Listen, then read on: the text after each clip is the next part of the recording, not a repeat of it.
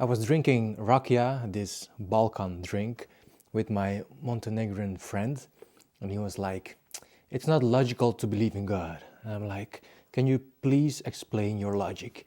He told me, "There's this creature which I cannot see with my bare eyes, I should believe in." And then the worst part of it all, because he's born Muslim, but he's really atheist thinker, he says, "Then I need to pick one of the stories that have been told about God." And I'm like, "Why is that a problem for you? Aren't you born officially as a Muslim?" Because my parents, for example, they are from Bosnia. And my dad always told me, like, people will frame you. You're either Bosnian Serb, Bosnian Croat, or a Bosniak. So a Catholic Christian, Orthodox Christian, or a Muslim. They cannot think in different ways. So I told him, like, "Aren't you also officially like Muslim?" He's like, "Well, my parents kind of are, but looking at the Quran and the religion, like, you don't need to send me to a mosque, never. I'm just not interested in it." And then I was like, that's interesting.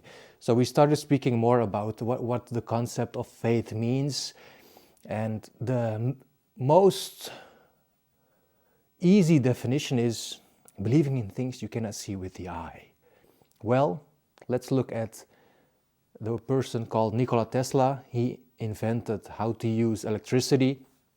Imagine this person not having his dreams, not having these thoughts. I mean, these invisible things that are not proven yet or seen yet by other people, but he saw them right here in his head.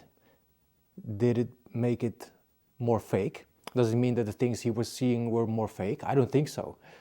I think Nikola Tesla was able to invent a way to use electricity because he first had faith and belief that there's something that can be seen on Earth, but he didn't see it yet on Earth because electricity was not yet being used.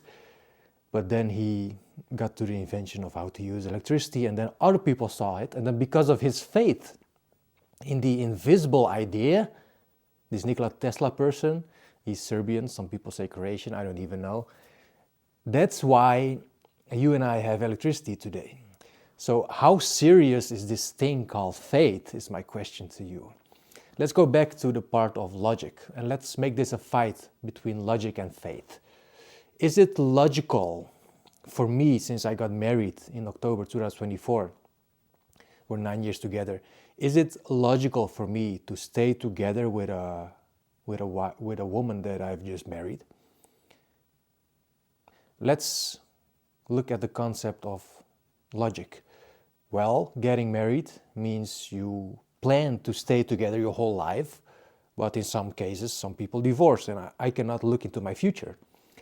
And because I cannot look into my future, the only thing I can do now is believe and have faith that I will be a good dad, that my wife will be a good mom. I mean, whatever good means, right? Let's say authentic. So we will screw up at times, but let's just stay real throughout our life's journey. And how can I already know that I can be a good dad? I don't know that, but I will have faith that I will try to do the things that are most honest because of my belief in God. Maybe you don't believe in a God or a religion, but you have this certain type of faith that keeps you strong, or actually doesn't make you go crazy at times that you feel weak, that you feel life is about nothing, and I wouldn't really care if I die at this moment. You have nothing to live for. I think it's logical that you have nothing to live for. Why do I think so? I mean, in 50, 60, 70 years, I won't live anymore. So what should I live for now if it will all go to waste in a few years? Isn't it unlogical to live for something? Let's just push these thoughts and let me know your comments. But on the other side, I do have some faith in things, right? Else I wouldn't be doing stuff that I'm doing today, recording these videos on this English channel. I used to make them in my car, but I got sick and tired of going to my car, which is a few meters from this place, my living room. But I wanted to make it easier. But I do have faith in this English YouTube channel, me sharing my personal thoughts on concepts as atheism, faith, I mean, I'm a Christian, so of course I will tell about my beliefs, but I won't try to force them on you. So please let me know if you do feel like I'm forcing your beliefs on you.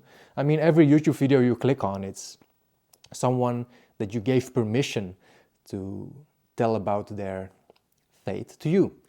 And I'm not talking about religion or atheism or logic or faith only. I'm talking about a video about marriage, a video about drinking espresso coffee in the morning, or not drinking any coffee in the morning, or taking cold baths or showers, whatever. These are all mini religions because, but well, there is proof, right, for taking cold shower. It's good for your immune system.